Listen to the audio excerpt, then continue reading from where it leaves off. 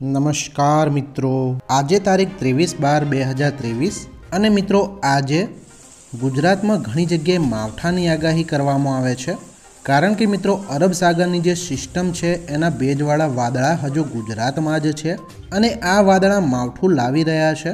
મિત્રો થોડા દિવસ સુધી આ માવઠું રહેશે. ત્યારબાદ મિત્રો જાન્યુઆરી મહિનામાં માલદીવ જોડે એક ચક્રવાતી વરસાદી સિસ્ટમ બનવાની છે. ધીરે ધીરે મિત્રો આ ચક્રવાતી સિસ્ટમ એક વાવાઝોડામાં ફેરવાઈ જશે અને તેનો રસ્તો પણ મિત્રો ગુજરાત તરફ રહેશે. તેને કારણે પણ જાન્યુઆરી મહિનામાં માવઠું થઈ શકે છે. મિત્રો 22 ડિસેમ્બરે વર્ષની સૌથી લાંબી રાત હતી અને 23 ડિસેમ્બરે પણ લાંબી રાત રહેશે અને ઠંડીનું પ્રમાણ પણ વધારે રહેશે, કારણ કે મિત્રો હિમાલયમાં બરફ પડ્યો છે અને ઠંડા પવનો ગુજરાતમાં આવી રહ્યા છે. મિત્રો પવનની ઝડપ પણ વધી ગઈ છે. આજે ગુજરાતમાં ક્યાં માવઠું થઈ શકે, પવનની ઝડપ કેટલી રહેશે તથા ઠંડીનું પ્રમાણ કેટલું રહેશે, આ બધું જોવા માટે વિડીયોને છેલ્લે સુધી જુઓ. ચેનલમાં જો તમે નવા હોય તો ચેનલને સબસ્ક્રાઈબ કરી લેજો.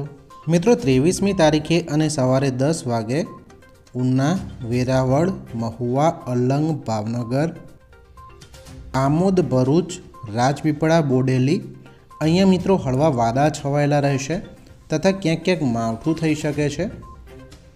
23મી તારીખે અને બપોરે 2 વાગે કોડીનાર, વેરાવળ, તુલસીશ્યામ, રાજુલા, કંડલા, ધારી, તળાજા, પાલીતાણા, ખડશિયાલા, કોસંબા, ભરૂચ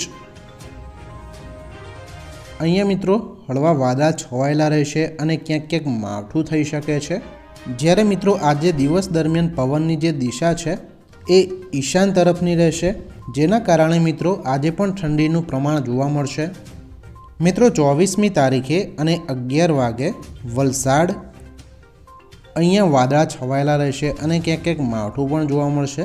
24મી તારીખે અને બપોરે 2 વાગે આ વાદળા વલસાડથી સુરત સુધી આવી જશે, જેના કારણે અહીંયા પણ ક્યાંક ક્યાંક માવઠું જોવા મળી શકે છે.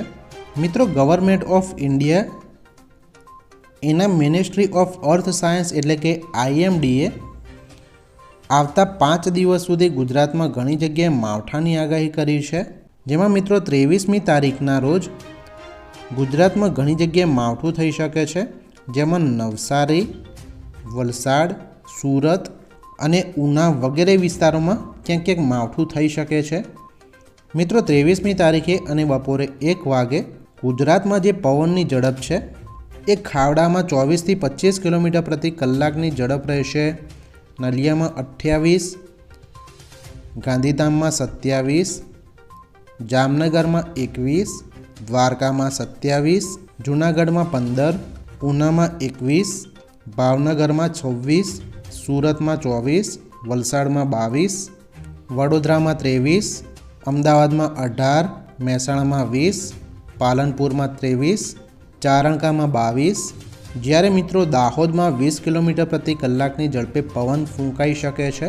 મિત્રો સવારે 10 વાગે ઠંડીનું પ્રમાણ જોઈએ તો ગાંધીધામમાં 25 ડિગ્રી તાપમાન છે, નલિયામાં 25, દ્વારકામાં 25, જામનગરમાં 26, થાનમાં 27, જૂનાગઢમાં 28, ભાવનગરમાં 26, અમદાવાદમાં 26, મહેસાણામાં 26, વડોદરામાં 26, સુરતમાં 29 ડિગ્રી તાપમાન છે, જ્યારે ઉનામાં 30 ડિગ્રી તાપમાન છે, વલસાડમાં 29 ડિગ્રી તાપમાન છે, મહેસાણામાં 26 અને પાલનપુરમાં પણ 26 ડિગ્રી તાપમાન છે.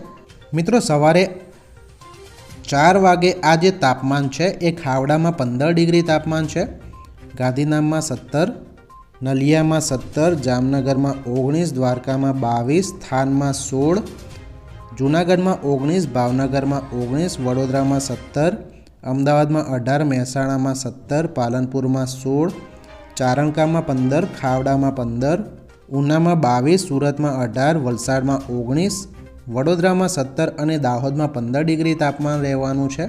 મિત્રો આવતીકાલે પણ ગુજરાતમાં ઠંડીનું પ્રમાણ વધારે જોવા મળશે. 26મી તારીખથી આ જે તાપમાન છે એમાં 1 ડિગ્રીનો વધારો આવી શકે છે.